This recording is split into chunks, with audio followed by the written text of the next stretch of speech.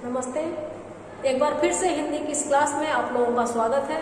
मैं डॉक्टर संजू आप लोगों के साथ फिर से एक पुरानी कहानी की चर्चा लेकर मिल रही हूँ। बात कर रहे हैं बीए पार्ट फर्स्ट के पेपर सेकंड में कहानी स्नेहबंध, मालती जोशी द्वारा रचित कहानी के बारे में मुझे लगा था कि एक वीडियो में मैं संक्षेप में बता दूंगी और हमारा काम हो जाएगा, लेकिन ऐसा होता नहीं है। कहानी एक सास बहू के रिश्ते को रूपायित करती है। मैं पहले बता चुकी हूँ कि किताब बीए पार्ट फर्स्ट की मिड सेशन में कोरोना काल में भी बदल दी गई। मार्केट में किताब उपलब्ध नहीं है।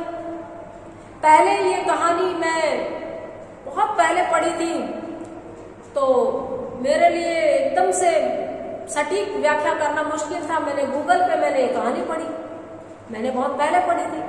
ऐसे ही कुछ और कहानियां जो मैंने फर्स्ट ईयर में आपको पढ़ाई है वो मेरी व्यक्तिगत लाइब्रेरी में मिल गई। कोई किसी एक 5 साल पहले की किताब में, कोई 10 साल पुरानी किताब में, क्योंकि ले दे के सिलेबस जब चेंज होता है तो पुरानी कहानियां रिपीट होती रहती है। कुछ एक बिल्कुल नहीं। प्रेमचंद की अगर एक कहानी चलेगी, 2 साल बाद में बदल जाएगी, दूसरी आ जाएगी, 3 साल बाद में पहले वाली फिर आ जाती है। कुछ कहानियों के बारे में अमूमन ये चलता है। तो स्नेहबंध कहानी बहुत पहले की किसी किताब में पढ़ी। आप लोगों के पास किसी के पास किताब नहीं है तो एक वीडियो में तो फिर सत्यानाश करना सा हो जाता। शुरुआत से थोड़ा सा बताने के बाद में हम आज इसको कंप्लीट कर देंगे। एक पति पत्नी है, उनके 2 बेटे हैं, ध्रुव और शिव। ध्रुव बड़ा है। ध्रुव एक लड़की से प्यार करता है, मैत्रेयी। उसको अपने घर मिलवाने लाता है अपने मम्मी पापा से। कहानी की शुरुआत यहीं से होती है। घर के दरवाजे पर ध्रुव खड़ा है, इन्वर्टेड कोमा में कहानी स्टार्ट होती है। माँ ये है मीतू मैत्रेयी। माँ ने भर नजर उसको देखा भी नहीं और मन ही मन रिजेक्ट कर दिया, क्योंकि मैत्रेयी अपनी होने वाली ससुराल पारंपरिक पोशाक में आनी चाहिए थी, लेकिन नहीं आई, ऐसा ध्रुव की माँ को लगता है। मीतू ब्लू कलर की जींस और येलो टॉप में आई है। बड़ा सा गॉगल्स लगा रखा है जिससे आधा चेहरा ढक गया और छोटे छोटे बाल हैं, हेयर कट है। अब पूरी कहानी में अगर आप अपनी जगह खड़े होकर के being a modern human being और फेमिनिस्ट, तो आप ध्रुव की माँ को पिछड़े विचारों की कहेंगे। लेकिन अगर आप कहानी की टेक्निक पर, शिल्प और शैली पर, विषय वस्तु पर गौर करेंगे तो आप पाएंगे कि मीतू की सास ने, ध्रुव की माँ ने, अथवा प्रकारांतर से कहें तो कथाकार ने सास को ही कटघरे में खड़ा किया। खुद को कटघरे में खड़ा करते हुए, खुद को आईने में रखते हुए एक सास की दृष्टि से बहू को देखा है और एक सास किस तरह से सब कुछ के बावजूद भी सास रह जाती है, इसको देखा है।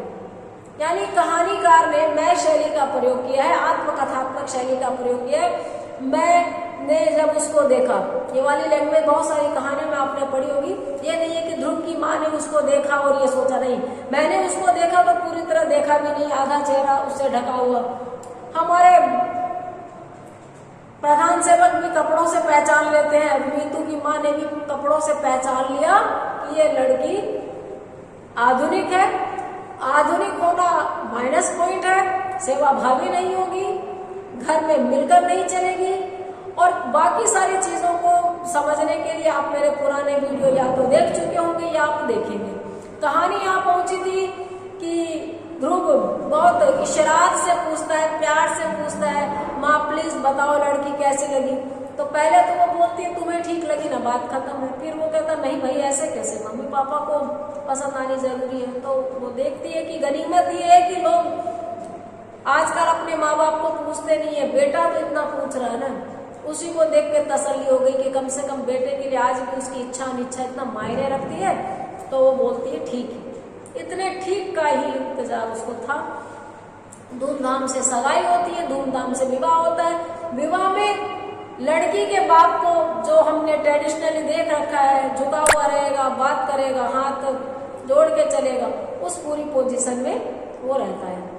लड़की की एक बड़ी बहन है जो अमेरिका रहती है, लड़का का एक भाई है जिसकी नई नई शादी हुई है। तो भाई भाभी, दीदी जीजाजी और पिताजी सब के सब नतमस्तक झुके हुए आदर सत्कार से ब्याह में इनका मान रख रहे, प्रफुल्लित कर रहे। माँ है नहीं मैत्रेयी की।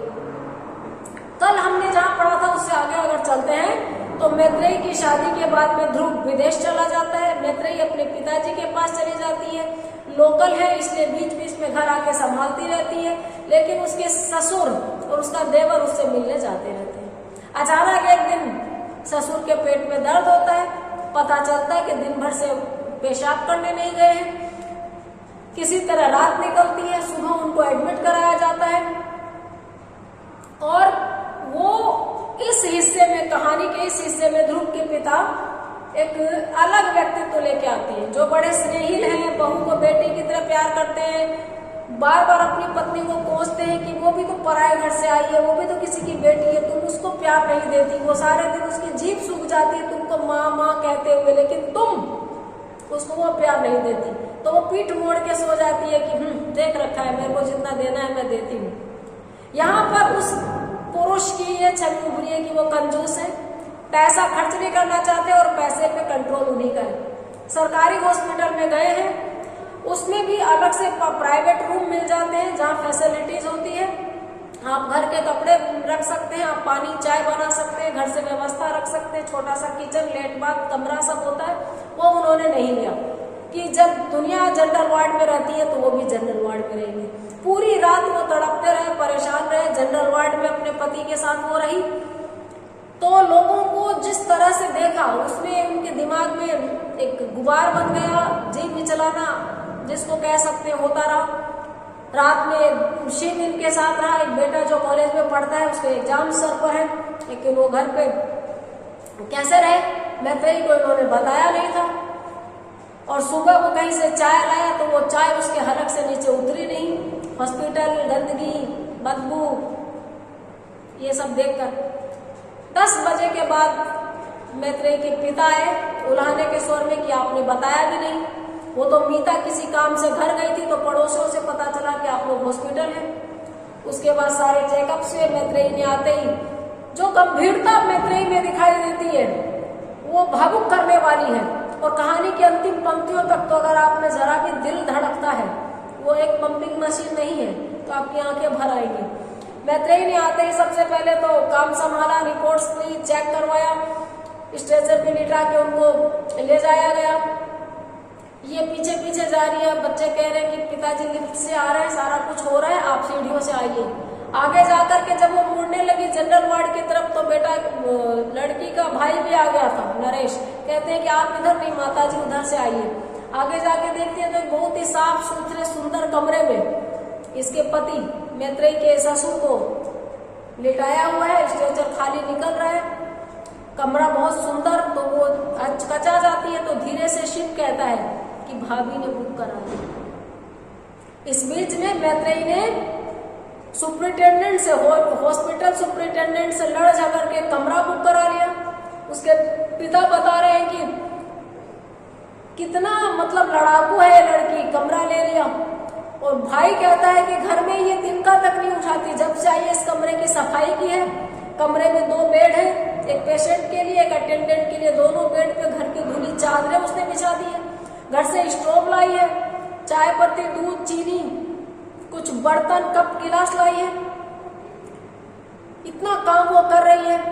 सबके लिए वो चाय बना के लाई, सास के हाथ में चाय दी। सास ने बोला यहाँ चाय पीऊं, तो बहुत ही सधे स्वर में कहती है तो पापा को इस हालत में छोड़ के आप घर जाएंगी चाय पीने।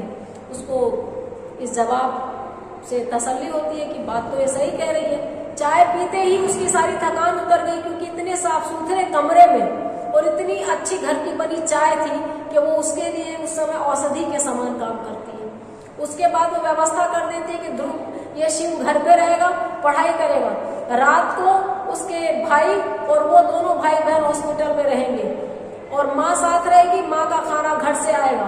पिता को हिदायत देती है कि पिता दोबारा ना आए, भाई घर जाए पिता को छोड़ते हुए, और रात को खाना लेकर भाई आ जाएगा और पूरी रात यही रहेगा। जब सास कहती है कि मैं फल फ्रूट कुछ खा लूंगी, तो बिना बहस किए सधे स्वर में फिर जवाब देती है कि खाना आपके लिए पका हुआ आएगा, बना हुआ आएगा, कुक्ड फूड खाना है आपको। नो आर्ग्यूमेंट, मतलब उसके स्वर से यही झलकता है। चले जाते हैं उसके पिता और उसका भाई।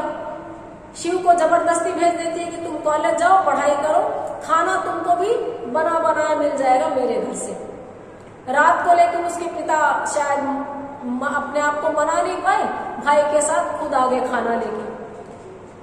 जब तक वो गए, इसने अपनी सास को बोला कि आप भी आराम कीजिए, चादर बिछी हुई, बढ़िया धुला हुआ, सारा सिस्टम साफ सुथरा, रात भर की जगी हुई थी जनरल वार्ड में, कब नींद आई पता नहीं। रात को जब खाना आया तब उसने जगाया कि लीजिए माँ खाना खा लीजिए। तो देखती है कि ध्रुव के ससुर भी आ गए और बेटा भी आया, मतलब मैत्रेयी का भाई और पिता दोनों आए। फिर वो अपने पिता को बोलती है आप घर चले जाइए, और अपने भाई को बोलती है कि 2 घंटा मैं सो लेती हूँ, फिर तुम पूरी रात सो लेना, मैं जग जाऊंगी। आराम कुर्सी पे वो लेट जाती है ऐसी मुद्रा बना के।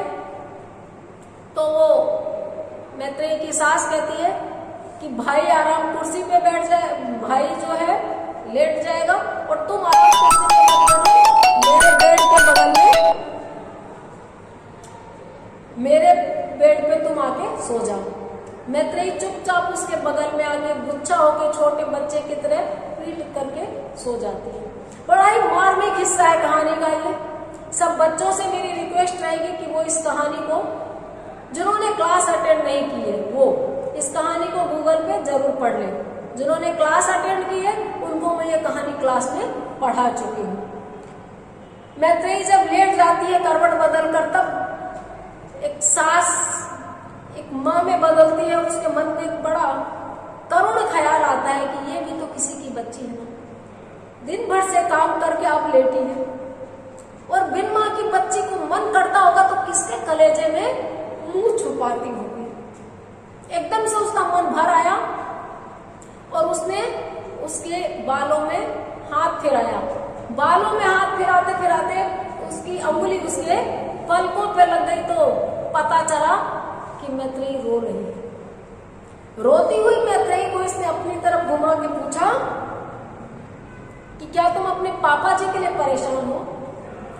डॉक्टर ने तो कहा है कि ऑपरेशन बहुत अच्छा हुआ है और ये 2-3 दिन में ठीक हो जाएंगे, फिर घर चले जाएंगे, क्यों चिंता करती हो? इतना सुनने के बाद में मैत्रेयी इसके कलेजे में मुंह छुपा लेती है और बोलती है कि आपने मुझे बताया क्यों नहीं पापा जी जब हॉस्पिटल में आए? क्या मैं इतनी पराई हूं? क्या मैं आपकी बेटी नहीं हूं?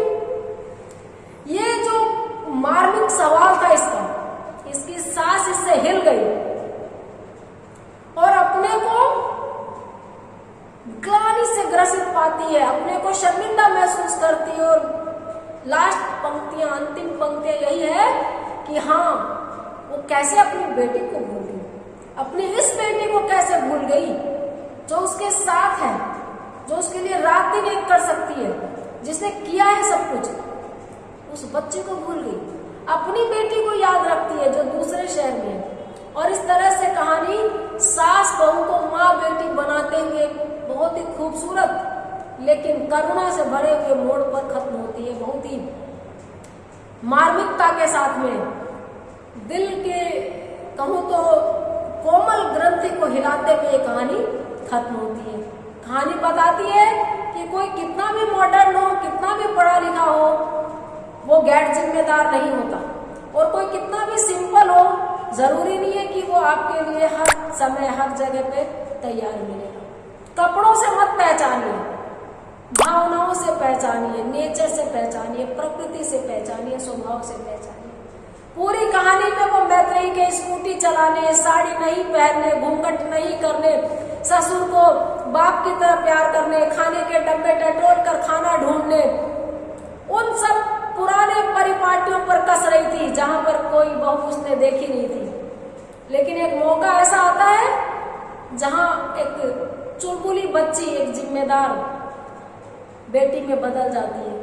कैसे वो जो घर पे काम नहीं करना चाहती, क्योंकि हाउसवाइफ बनना उसका नेचर नहीं था, आर्किटेक्ट है, वो काम करती है, वो ऑफिस जाती है, वो घर का काम उससे नहीं होता। शुरुआत में ही दिखाया है कि सास नाश्ता बना रही है और वो आके हेल्प नहीं करती, तो इसको बुरा लगता है कि बेटे काम कर रहे हैं, ये अभी बहू बनी भी नहीं है, रात जमाने लगी, हुक्म देने लगी। लेकिन वही लड़की हॉस्पिटल में जो मोर्चा संभालती है, वो तो इन लोगों के किसी के बस का नहीं था। इसलिए जरूरी नहीं है कि जो लड़की किचन का काम नहीं करती हो वो दूसरों मौकों पर आपको निराश करेगी, और जरूरी नहीं है कि जो किचन का काम करना जानती हो वो आपको दूसरी जगह पर सारे काम आएगी। कोई भी पुरुष हो या स्त्री हो, हर काम में पारंगत नहीं होते, किसी न किसी जगह दूसरों की जरूरत पड़ती है। और अगर बाध्यता नहीं हो तो मुझे नहीं लगता कि हर लड़की किचन का काम करना चाहेगी ही चाहेगी।